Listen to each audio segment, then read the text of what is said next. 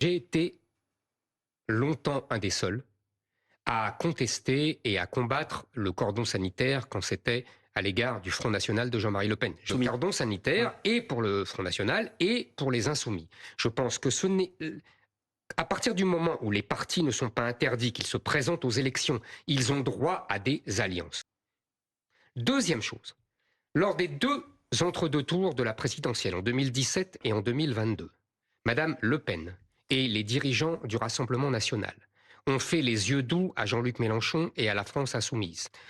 Donc Marine Le Pen disait que c'était là qu'il y avait la gauche patriote et qu'elle rêvait de les enrôler dans son alliance, qu'elle appelait à l'époque du bloc populaire, contre le bloc élitaire. Donc je trouve que tous ces cris d'orfraie aujourd'hui, c'est le bal des faux culs. Pour moi, Jean-Luc Mélenchon est un ennemi parce qu'il représente le parti de l'étranger, le parti du grand remplacement et le parti de l'islamisation.